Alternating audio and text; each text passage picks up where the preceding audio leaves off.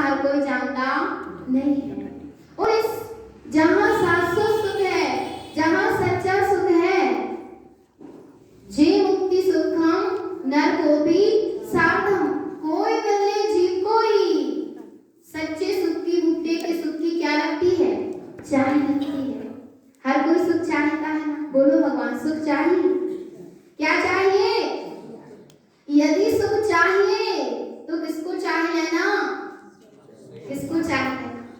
जिसको एक अमृत सम्यक दृष्टि ने चाहा है। किसको चाहा? उसने निज को चाह लिया। किसको चाह लिया?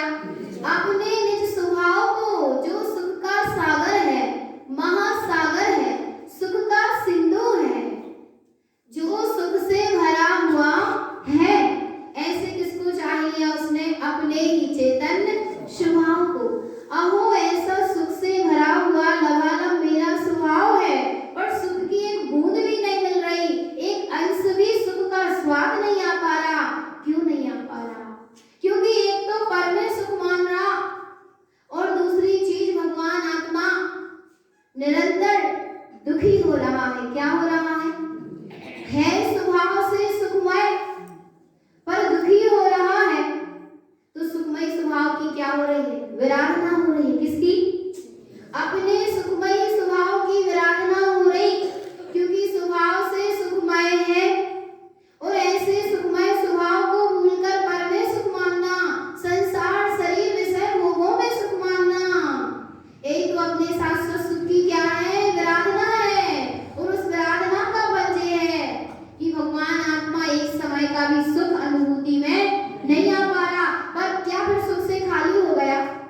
क्या सुख कहीं चला गया? बोलो भगवान आत्मा, क्या सुख कहीं चला गया?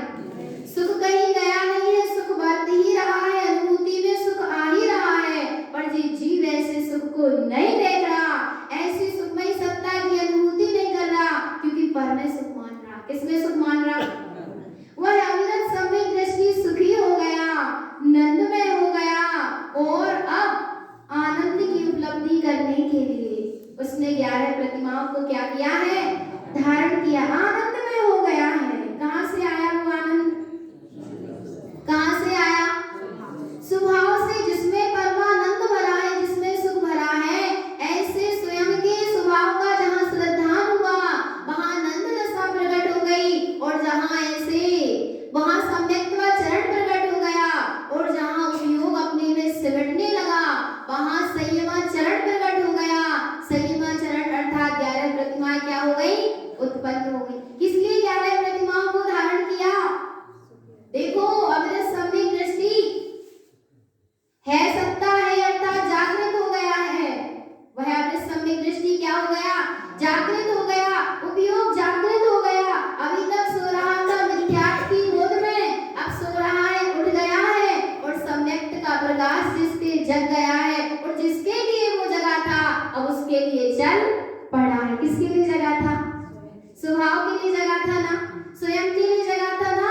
अब स्वयं में जाने के लिए वो चल पड़ा है। चल पड़ा मतलब शांत हो रहा है। क्या हो रहा है? शांत हो रहा है, मौन हो रहा है, मध्यस्थ हो रहा है, ज्ञायक हो गया है, ज्ञायकता में चल रहा है, मौन में चल रहा है, मध्यस्थ हो गया। और जहां भगवान आत्मा उपयोग अपने स्वभाव की ओर बढ़ा, वहां पर उत्कृष्ट आचरण अर्थात 11 प्रतिमाएं क्या हो गई? उत्पन्न हो गई। जिसमें पहली प्रतिमा कौन सी? दर्शन प्रतिमा। साधना क्या है? क्या है साधना?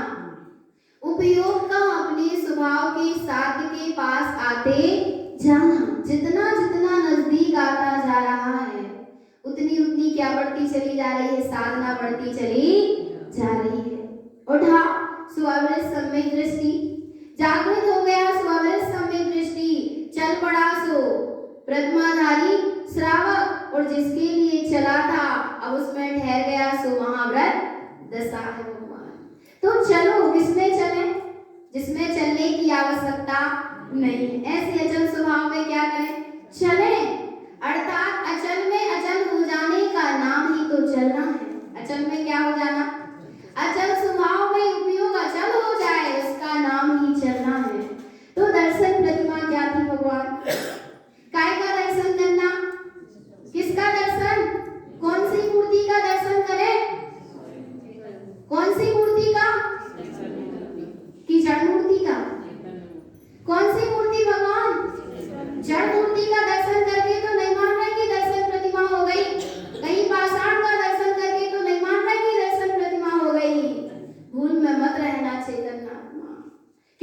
कमल के दर्शन करने से तीन काल में चैतन्य का दर्शन होने वाला नहीं है। किसका दर्शन करना? दर्शनम शुद्ध दर्शनम। किसका दर्शन?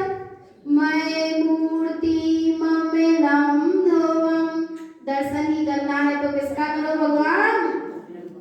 मय मूर्ति ममिलम ध्रुवम।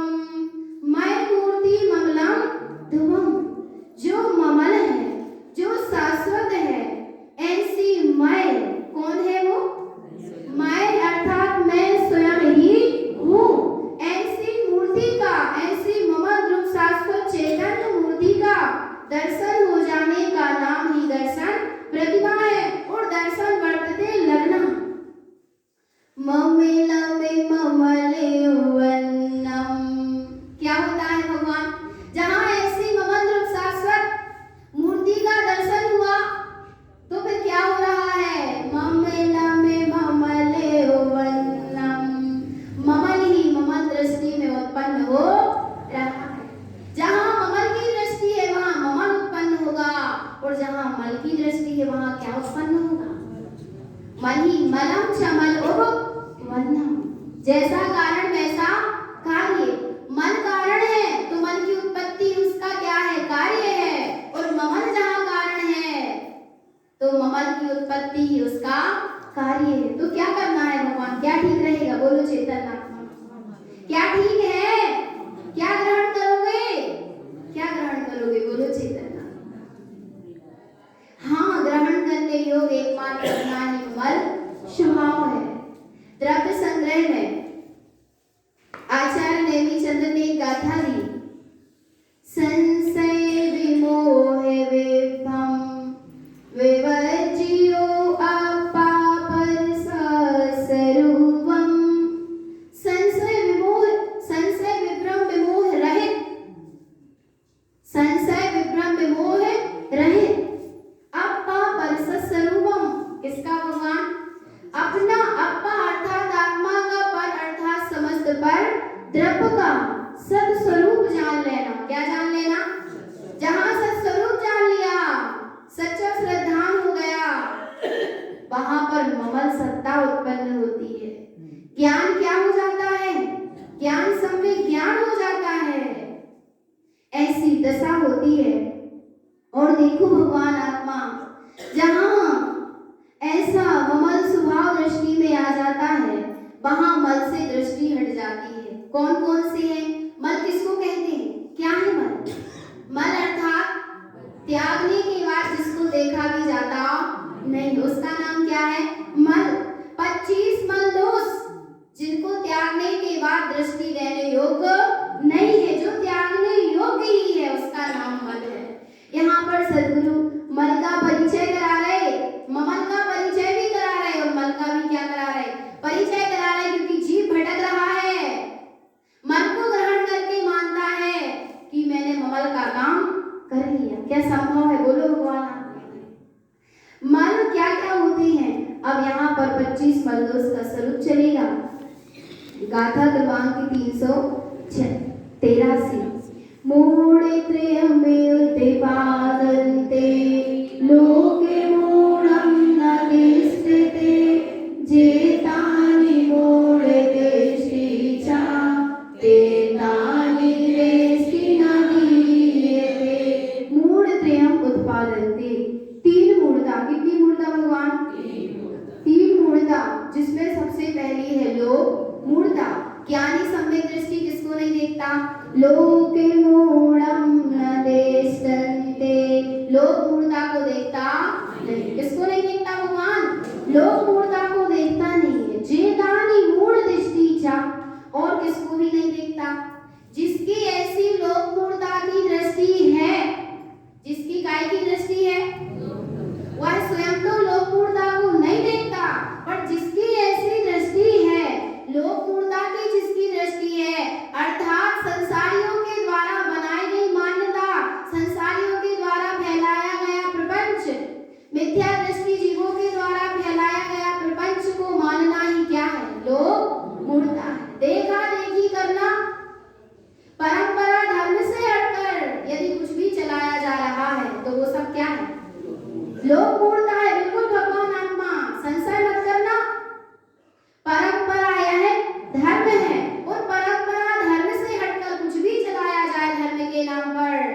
सब लोक मूढ़ता के अंतर्गत आएगा। तो निर्णय कर लेना, पहचान करना कि जो परंपरा से चला आया धर्म है कि मूढ़ जीवों द्वारा बनाया गया। निर्णय करना भगवान, देखो वह स्वयं तो लोक मूढ़ता की उसकी दृष्टि नहीं होती, पर जिसकी लोक मूढ़ता की दृष्टि होती है, तेतानि दृष्टि न दीयते, वहां वह दृष्टि देता नहीं है। धन्य है वह चेतना भगवान कहाँ थी, जिन धर्म की अनुगामी सच्चे देवसास गुरु की जो उपासक थी, ऐसी रानी चेतना।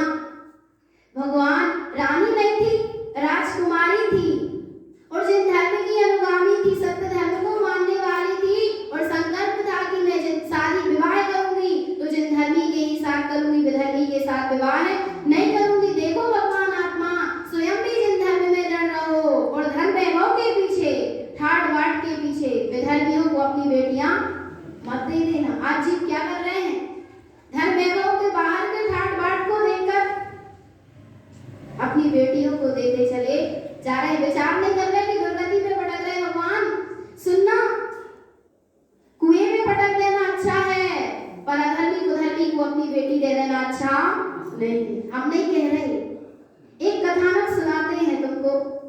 सीता का जीव जब बहुत पहले पूर्व भाव में एक सेठ सेठानी की पुत्री थी।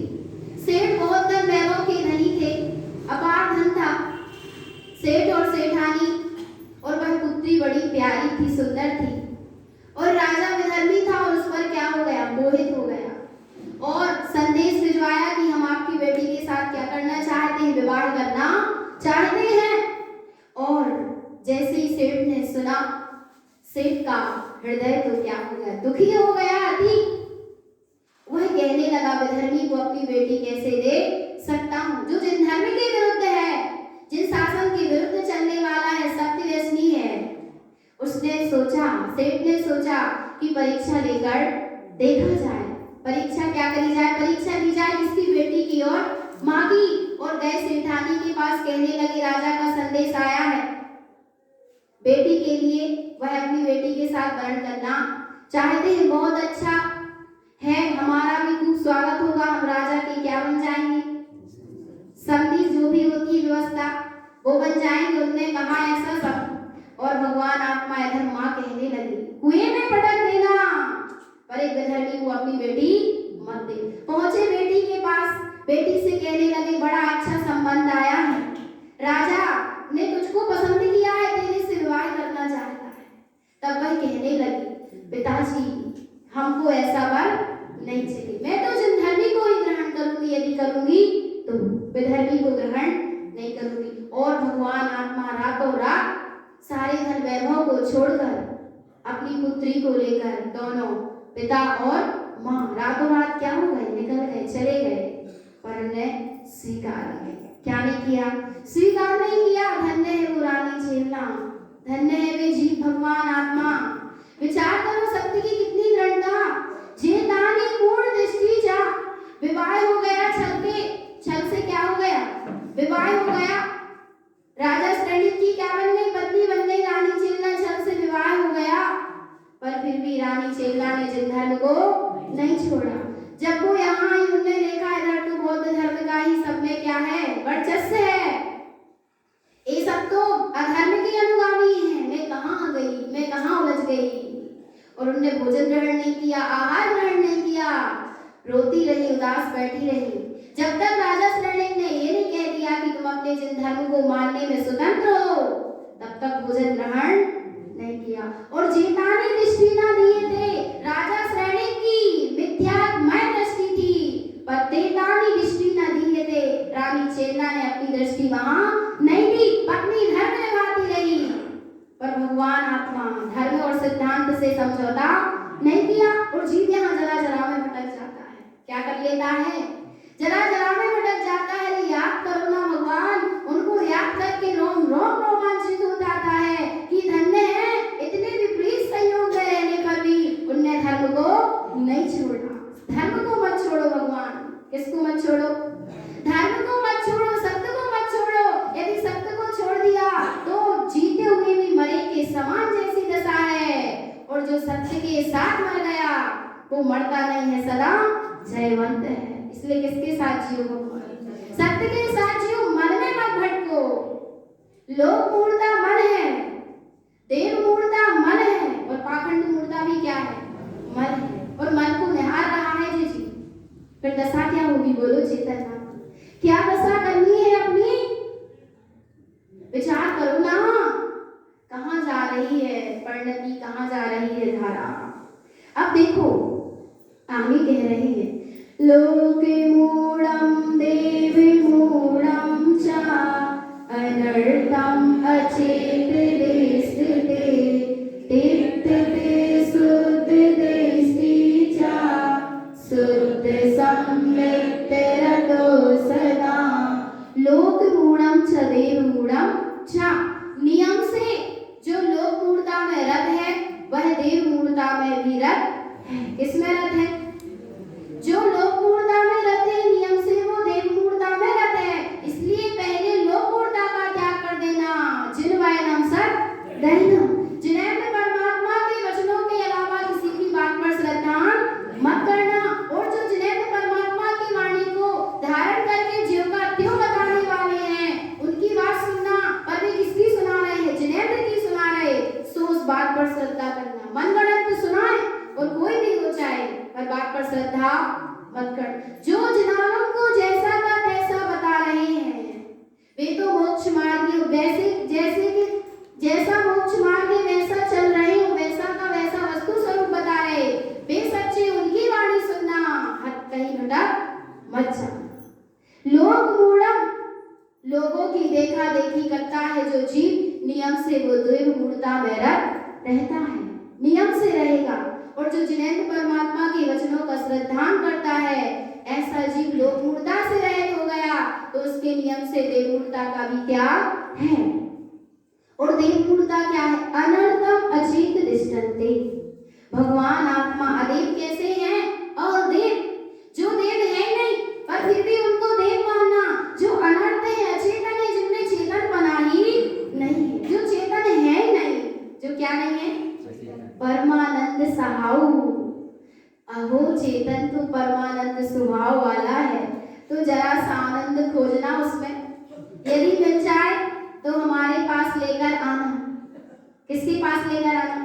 ले आना तो, पर मिलेगा नहीं तो कहां से लेके आओगे? भगवान आत्मा तिक्तते शुद्ध दृष्टि चा, शुद्ध दृष्टि क्या कर देता है? लोक मूढ़ता देव मूढ़ता का त्याग कर देता है और काय में रहता है? शुद्ध सम्यक् तेरतो सदा, शुद्ध सम्यक् में सदारत रहता है। तो भगवान आत्मा ऐसे 25 फल दोषों का त्याग करे और शुद्ध सम्यक् में सदा रत रहे। मैं परिपूर्ण परम तत्व परमात्मा ही हूँ, ऐसी प्रति समय सुरत रखें। यही सद्गुरुदेव की परम पावन देशना है। बोली आचार्य भगवंत श्रीमज्जन कारण मंडलाचार्य